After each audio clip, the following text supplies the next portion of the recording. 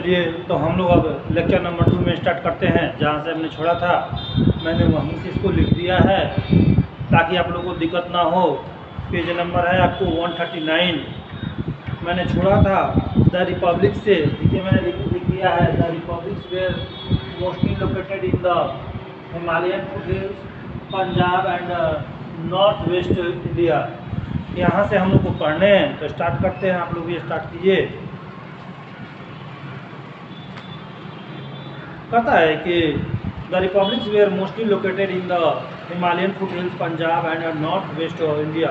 The mahajanapada, देखिए जो Republic महाजनपद थे उनका जो वो अलग अलग जगहों पर बसे हुए थे। जैसे आपको हिमालयन फुटहिल्स पर पंजाब था और नॉर्थ वेस्ट क्षेत्र में बहुत सारे महाजनपद थे। द महाजनपद ऑफ वजी, जो था वजी भी एक महाजनपद था। And Malla as well as some smaller state such as Licchavi, Shakya, Koliya, Bhagga and Maurya were gangs. ये जो थे ये सारे जो थे रिपब्लिक महाजनपद थे, ठीक है ना। कहता है कि the republics were basically of two types. Republic mahajanapada जो थे वो मुख्य रूप से दो प्रकार के थे। The republic comprising of single tribe like दो जो Shakya, the कोलियास and the Mallaj. यानी कहता है रिपब्लिक महाजनपद जो थे वो मुख्य रूप से दो वर्गों में बटे थे। The republics comprising a single tribes like दो, जहाँ सिंगल ट्राइब्स जैसे कि आप मान लेते हैं कि साक्य हो, कोलियाज हो और तो मलाज, अर्थात जहाँ सिंगल ट्राइब्स का पकड़ हो, शासन व्यवस्था हो। ये एक तरह का अलग महाजनपद थे। और दूसरा जो महाजनपद था the republic comprising number of tribes और republics of confederatory such as the Vajjis. एक जो था जहाँ पर अलग अलग जहाँ पर कंप्राइजिंग नंबर ऑफ ट्राइब्स, जहाँ पर जो ट्राइब जो थी उनकी संख्या बहुत ज़्यादा थी, उसमें जैसे वजीद महाजनपद जो था वो उसी में आता था। न्यू डेवलपमेंट्स, नए विकास के बारे में हमको पढ़ने हैं। एक्सटेंसिव यूज ऑफ आयरन, क्योंकि आयरन का खोज, लोहे का खोज हो चुका था, अब हम उसके बारे में पढ़ेंगे। This period actually marked the initial phase of the iron age in India. इस एज को हम लोग आयरन एज इसलिए बोलते हैं क्योंकि इसी समय में आपको आयरन का खोज हुआ था, इसी समय में आयरन का भरपूर प्रयोग किया जाता था। Use of iron for different purpose became more extensive. Iron का प्रयोग जो था भिन्न भिन्न क्षेत्रों में बहुत महत्वपूर्ण माना जाता था। Due to its large scale use in the manufacture of plowshare and other agriculture implements, it was easier now to bring the heavy clay soil of the Gangetic plains under civilization. As a result, agriculture production steadily increased. Iron actually helped in the clearing forest, due to which people started moving towards modern Uttar Pradesh and Bihar. देखिए iron का प्रयोग जो था वो मानव जाति के विकास में बहुत महत्वपूर्ण रोल निभाया। जैसा कि आयरन की कुल्हाड़ी का प्रयोग देख लीजिए, आयरन के हथियार का प्रयोग देख लीजिए, आयरन से बने वस्तुओं के प्रयोग को देख लीजिए, आयरन से बने प्लाऊ को देख लीजिए। ये सारे कहीं ना कहीं इतने महत्वपूर्ण थे। जैसे खेती में आयरन का प्रयोग होना, जंगलों को काटने में आयरन का प्रयोग होना, तो ये सारे चीज जो थे, जो काम हम वर्षों लगाते थे आयरन के माध्यम से, वो काम क्षण भर में हो जाता था।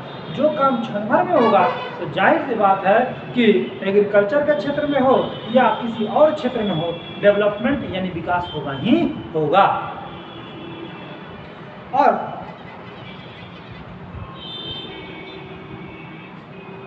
इस क्षेत्र में सबसे अधिक महत्वपूर्ण उत्तर प्रदेश और बिहार को बताया गया है। New techniques of agriculture, agriculture के क्षेत्र में जो महत्वपूर्ण टेक्निक्स थे, न्यू टेक्निक्स थे, नई तरकीब जो थी, नई तकनीक जो थी, उसके बारे में हमको पढ़ने। पता है कि the main occupation of people during this was agriculture. उस समय लोगों का जो था मुख्य जो पेशा था वो था आपको एग्रीकल्चर यानी खेती करना। The revenue coming from agriculture form the economic backbone of, देखिए एग्रीकल्चर से सबसे ज़्यादा रेवेन्यू आता था। आज भी हम कहते हैं कि हमारे देश की जो बैकबोन यानी रीढ़ की हड्डी जो है वो खेती ही है, ठीक है ना। एग्रीकल्चर ही हमारी देश की बैकबोन है। उस समय भी एग्रीकल्चर ही बैकबोन हुआ करती थी, क्योंकि सबसे ज़्यादा रेवेन्यू कहाँ से आता है, एग्रीकल्चर से। यानी रेवेन्यू का मतलब कर होता है, टैक्स होता है। सबसे ज़्यादा पैसा जो होता है आपको एग्रीकल्चर के माध्यम से आता था। और जब रेवेन्यू ज़्यादा से ज़्यादा मात्रा में आएगा तो हम उसका यूज भी ज़्यादा से ज़्यादा मात्रा में अच्छे अच्छे जगहों पर करेंगे। अब हम पढ़ेंगे टेक्निक्स ऑफ पैडी ट्रांसप्लांटेशन।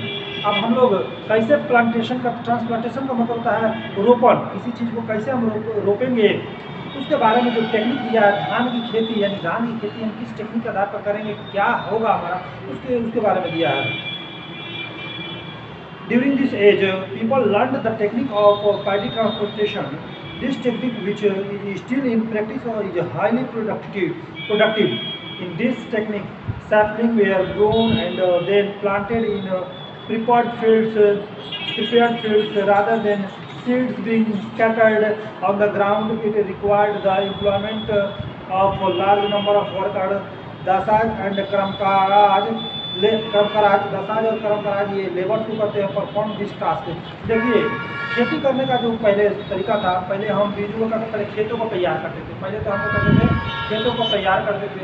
जब हमारे खेत तैयार होते थे तो हम क्या करते थे, उसको उसमें उस खेतों को ऊपर नीचे उसकी गंदगी को छांटते थे। गंदगी को छांटने के बाद क्या करते थे, हम उसमें बीज छींटते थे। क्या करते थे, बीज छींटा करते थे। उसमें क्या करते थे, बीज छींटा करते थे। और यही प्रोसेस जो होता था हम खेतों के लिए यूज करते थे।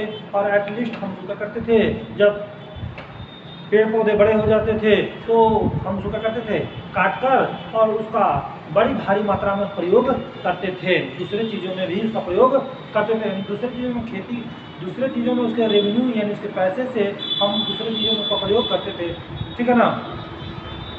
आगे पढ़ेंगे ऑर्गेनाइज। इसमें दास और कर्मकाराज, दास और कर्मकाराज जो होते हैं वो लेबर थे। अब देखिए खेती करने के लिए तो हमको ज़्यादा से ज़्यादा मजदूर की आवश्यकता पड़ेगी ही, ठीक है ना। ज़्यादा से ज़्यादा मजदूर की आवश्यकता पड़ेगी। तो जब ज़्यादा से ज़्यादा मजदूरों की आवश्यकता पड़ेगी तो उनको क्या मिलेगा, वर्क मिल जाएगा।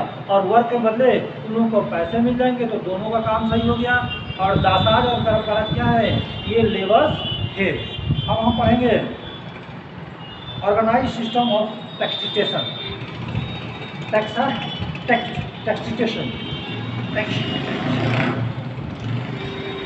As we have already discussed, the kings needed resources to meet the expense of their kingdoms. A number of taxes were levied on crops grown by peasants.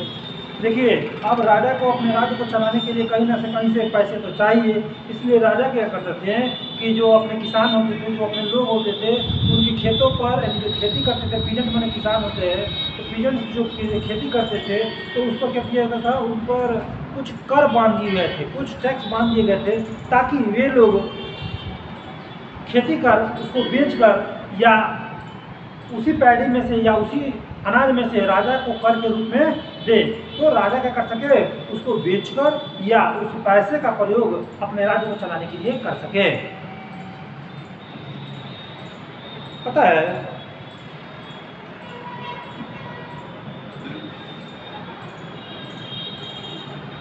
One six of the produce was fixed as the king's share और the tax.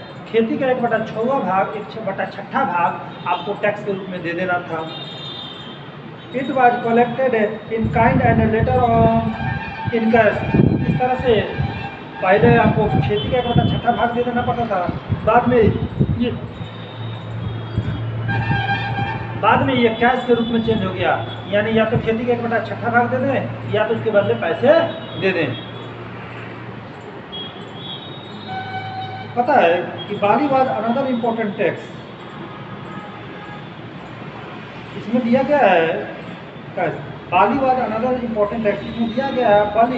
बालीवाज बली जो था इसमें another important tax में एक नाम है जो कि अनदर ये टैक्स के रूप में इसका प्रयोग किया जाता था इस नाम पर। Apart from farmers craft people such as potters weavers carpenters it also paid certain taxes. Farmers के अलावा जो लोग थे जैसे पॉटर्स थे वेवर्स थे कारपेंटर थे इनको भी क्या करना पड़ता था टैक्स देना पड़ता था। Tax paid in the form of labour was called पता है vishti. Tax paid in the form of labour was यानी tax paid in the form of labour was called यानी लेबर के रूप में जो हम टैक्स पे करते थे उसको विस्ती कहते थे।